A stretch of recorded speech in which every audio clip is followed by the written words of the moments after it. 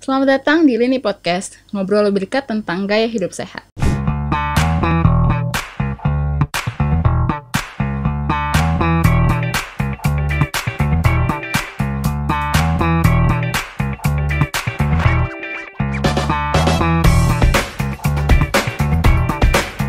Halo Sobat Sehat semuanya, kembali lagi bersama saya, Suci Augina. Senang sekali bisa bertemu kembali bersama Sobat Sehat semuanya.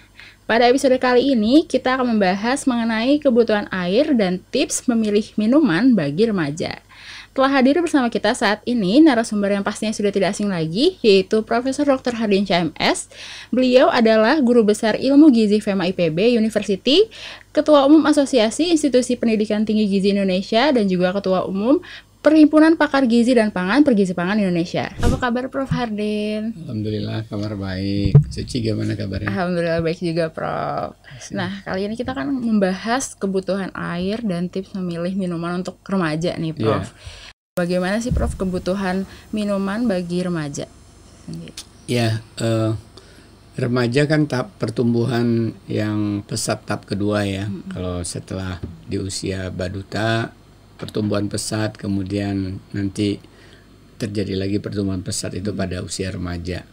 Remaja itu kira-kira ya usia 10 atau 11 sampai 18 tahun ya. Sebelum dewasa lah, kira-kira demikian.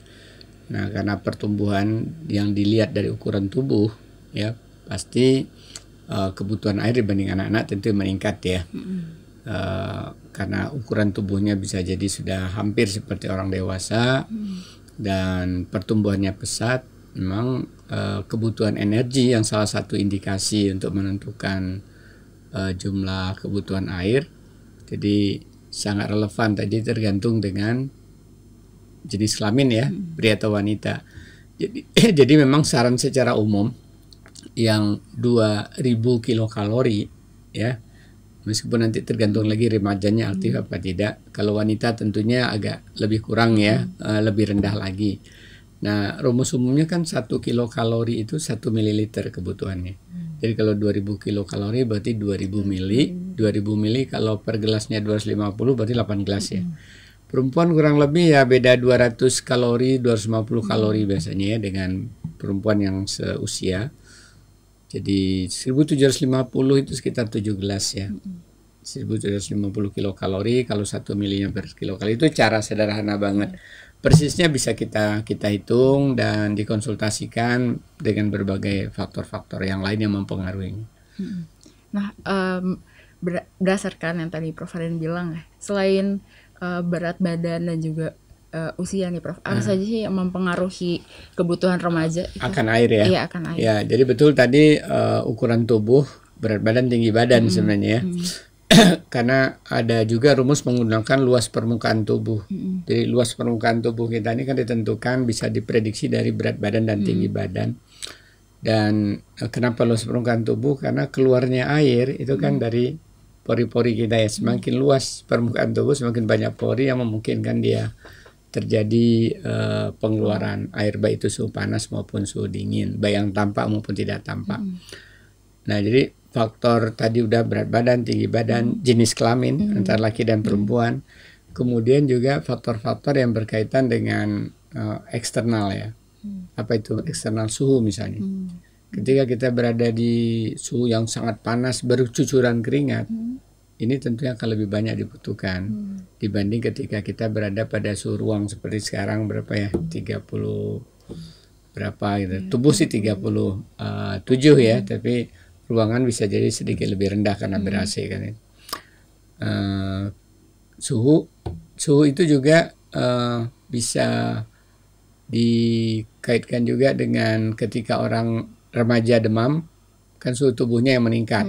Ya, tidak hanya suhu ruangan tapi suhu tubuhnya. Nah, itu juga meningkatkan. Karena itu orang yang demam berkeringat itu perlu penggantian minum. Jadi kalau dalam kondisi yang tidak normal ya. Atau ketika remaja jadi diare, kan berarti banyak pengeluaran cairan ya. Nah, itu juga diperlukan. Atau wanita mens itu kan sebagian besar juga cairan yang keluar ya. Ya, bisa ditambah 1 gelas lah ya, atau setengah gelas sampai 1 gelas. atau terjadi pendarahan, luka dan lain sebagainya yang serius, itu juga memerlukan kondisi-kondisi tertentu. Tapi kondisi normal aja ya tadi ya, ukuran tubuhnya. Kemudian bisa juga cara berpakaiannya. Orang yang pakai you can see, kemudian berada di daerah pantai misalnya gitu ya, atau hanya pakai under apa ya, pakaian dalam di pantai itu kan, kalau kita pergi ke pantai kan, itu berarti penguapannya juga banyak kan, berarti butuh. Jadi pakaian juga mempengaruhi di samping faktor berat badan, tinggi badan, umur, jenis kelamin, ya, tadi cara berpakaian, kemudian makanan sebenarnya juga ya. Makanan juga ya, Prof. Ya, artinya energi yang dibutuhkan, specific dynamic action pernah dibilangnya, atau energi untuk metabolisme, ya, atau energi specific dynamic action, energi untuk metabolisme. Kalau kita makanan-makanan yang keras, yang banyak protein, itu biasanya butuh banyak energi untuk mencernanya ya, sehingga ya bisa meningkat juga kebutuhan akan energi, kebutuhan akan air juga, air tubuh juga meningkat. Kalau makanan pedas kemudian juga, aktivitas, aktivitas ya, orang yang aktivitasnya berat tentunya karena kebutuhan energi meningkat, metabolisme meningkat, akan membutuhkan air lebih. Makan pedas ya. Makan pedas, Bro. Sebenarnya bukan langsung karena pedasnya, karena ketika orang pedas dia ingin menetralisir kan. Netralisirnya kan juga bisa dengan makanan lain ya. Tapi dengan air tentunya paling cepat untuk mencuci mulut seakan-akan ya. Tapi sebenarnya bukan itu menentukan kebutuhan ya, kecuali makanan yang asin ya. Kalau asin itu memang kan ada natriumnya, bukan hanya cita rasa. Ya, kalau makanan asin itu kan karena ada mineral yang menyertai di dalam, bisa kalium, bisa natrium atau sodium. Nah, itu oleh tubuh kita, termasuk oleh ginjal, itu perlu diatur, diseimbangkan. Perlu banyak air untuk menetralisir keseimbangan natrium dan potasium di dalam tubuh kita, sehingga kebutuhan sesaatnya jadi meningkat. Ya, karena itu kita jangan suka apa ya, makanan-makanan ekstrim begitu ya. Kalau sekali-sekali aja untuk pesta hanya kebetulan ya. Tapi ya jangan terlalu sering gitu ya, Bro. Jangan sering. Iya. Jadi ada beberapa faktor dari diri kita sendiri ya, termasuk berat badan, tinggi badan, juga lingkungan, jenis kelamin, dan juga faktor lingkungan eksternal juga, Prof. Aktivitas ya. Setelah makanan juga bisa berpengaruh ya, Prof. Ini pakaian juga tergantung pakaiannya seperti gimana ya, Prof. Nah, bagaimana sih, Prof, dampaknya jika remaja ini kekurangan cairan, kurang dari kebutuhannya, Prof? Ya, jadi kalau air dalam tubuh kurang, maka kepadatannya meningkat kan. Kalau kita bicara cairan itu kan air ditambah zat terlarutnya. Nah, kalau airnya kurang maka zat terlarutnya kan tinggi, konsentrat, gitu ya, padat, konsentrasi tinggi. Nah, salah satunya itu kan mineral itu ya, atau juga ada padatan lainnya, asam amino, vitamin dan sebagainya. Tapi begitu kita terjadi kepadatan konsentrasi cairan, misalnya natrium meningkat, nah itu kan memang awalnya itu timbul rasa haus ya, tapi itu bisa menyebabkan kita pusing, bisa menyebabkan kejang, bahkan kalau dibiarkan berlangsung itu bisa apa istilahnya pingsan ya. Ya kalau gejala awalnya sih sederhana ya, karena itu orang kalau udah kering, retak bibir, kerongkongannya kering, ya karena kita nggak mengenal sistem cadangan air, tapi ada air dalam sel. Jadi paling air dalam sel ditarik keluar. Nah, sel mengalami juga gangguan kerja kan, kalau airnya ditarik keluar. Jadi di dalam tubuh ini kan air itu ada yang di dalam sel, ada yang di luar sel.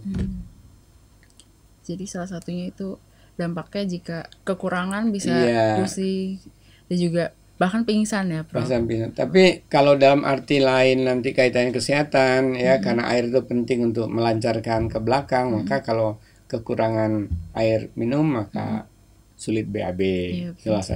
Sulit BAB bukan hanya karena air, bisa karena faktor serat, bisa karena kurang gerak dan sebagainya. Tapi jenis makanan, itu salah satu juga menyebabkan sulit untuk BAB. Nah, kaitannya tadi pusing, tentu ini mengganggu kemampuan berpikir ya buat remaja. Remaja kan umumnya sekolah ya.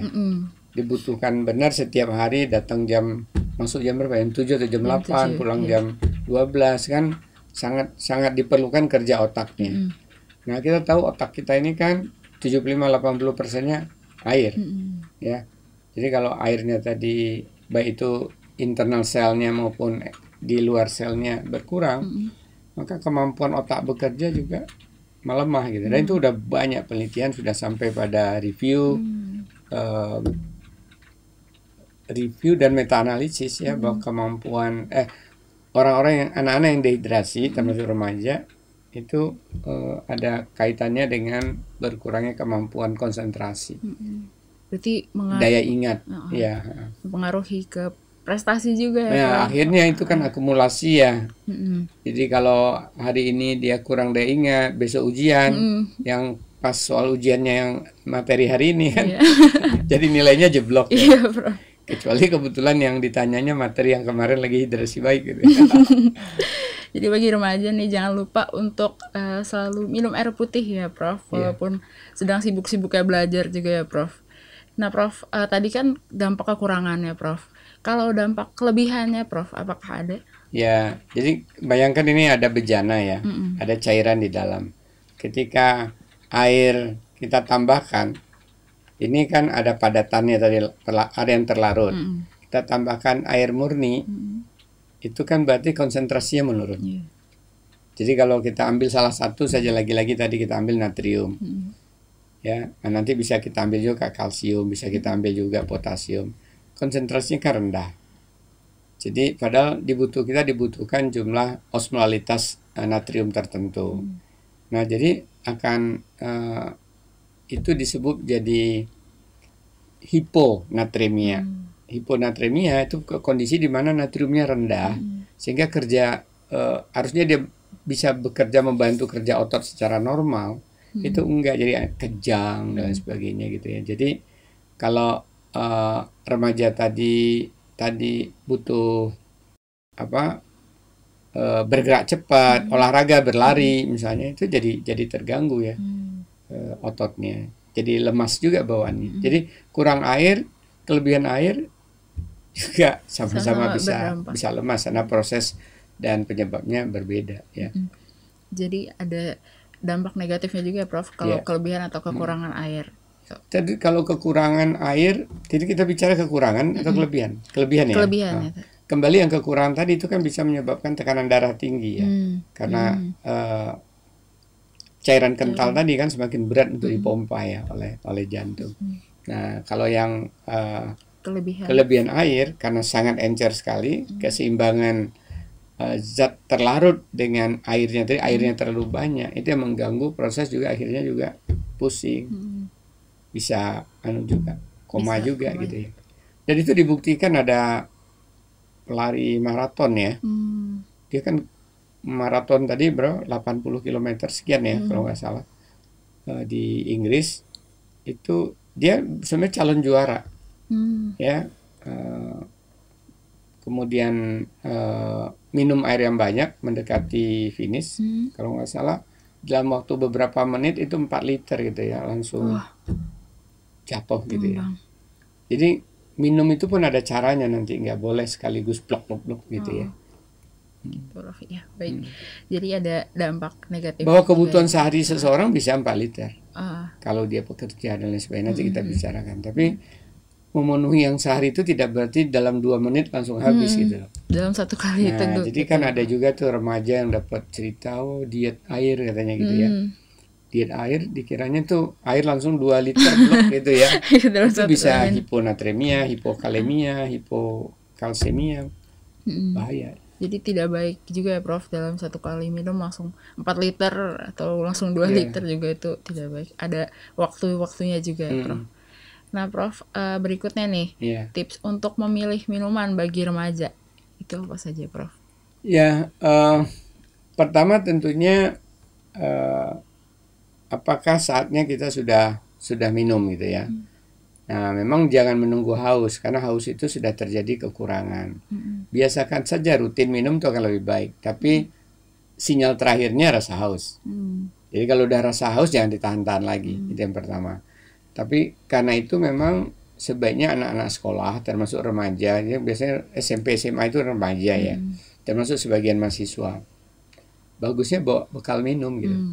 Karena seringkali dan sekarang kan boleh minum di kelas, nggak masalah. Apalagi secara online nggak ketahuan, tinggal di off kameranya kemudian minum gitu ya. Nah, kalau ketika kita dulu kuliah zaman non pandemi offline itu juga boleh bawa minuman. Bahkan sekarang botol-botol minuman itu tren ya. Iya, Banyak kreasi lucu-lucu gitu ya, yang bisa meningkatkan selera membawa air. Sehingga kalau air tadi dekat di bagi remaja, ya mungkin sekali 2 jam, sekali 1,5 jam minum dikit. Kalau kelupaan, udah kadung haus, sibuk di komputer ya minum gitu. Daripada kalau di kampus kan cari kantin, wah di mana kantin?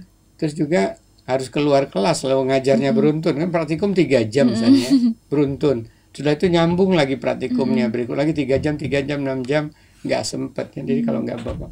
Kadang-kadang ada kampus yang memang punya menyediakan air ya, terutama kampus di mancanegara ya, di pojok-pojok ruangan ada tap, tinggal gitu ya, tanpa gelas. Saya nggak tahu ya, belum ada rasanya ya. Kalaupun ada mungkin ya ada kampus elit tertentu kali. Iya, Prof. Jadi yang pertama tadi itu bawa tadi ya. Kemudian jangan menunggu rasa haus harusnya itu. Yang pertama tadi jangan menunggu rasa haus, kemudian bawa bekal air. Nah, kemudian tentunya jenis air yang dibekalin gitu ya. Sebaiknya untuk menghindari supaya nggak ada kemungkinan risiko-risiko lain, apalagi kalau bertubuh gemuk atau ingin memaintain ideal berat tubuh, jangan dibiasakan membawa bekal minuman yang manis. Gitu. Wah, minuman manis boleh-boleh aja sekali-sekali ya, tapi bukan itu yang jadi 2 liter tadi selalu minuman manis gitu ya. Yang suka hobi kopi ada juga kan remaja kopi, tapi ya nggak mungkin di kampus ya, tapi bisa juga ya di bekal. Tapi itu nanti masa bekalnya 1 liter kopi gitu ya.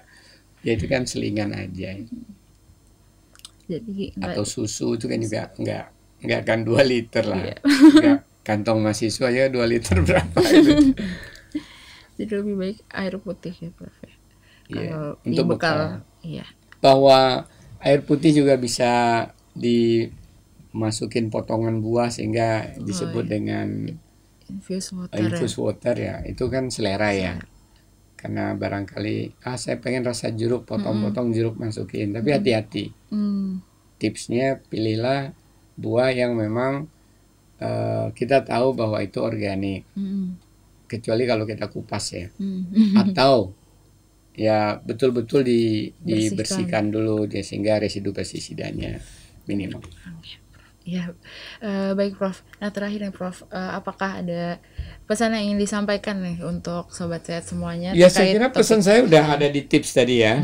Kalau remaja ini mau terhidrasi dengan baik tubuhnya, terhidrasi sehat itu artinya air tubuhnya terpenuhi, nggak ada rasa haus dan tidak mengganggu bagaimana kita belajar, karena otak kita ini sangat penting, tubuh kita juga jadi gampang untuk aktif, berstamina gitu ya, cukupi kebutuhan air. Caranya ya kalau lagi sekolah tentunya lebih baik bekal ya. Kadang-kadang sulit juga bawa jajan bisa, tapi kan itu tunggu jamnya kan, jam break, jam istirahat ya. Tapi kalau kita bawa bekal ya, bawa minum berisi ya, bahwa nanti mau air putihnya diberi rasa ya silakan saja.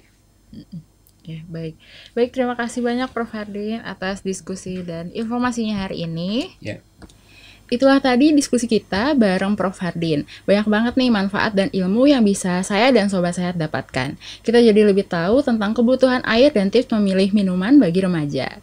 Sobat Sehat semuanya, jangan lupa untuk tetap ikutin Lini Podcast dan berbagai video informasi menarik lainnya terkait gaya hidup sehat di YouTube Lini Sehat.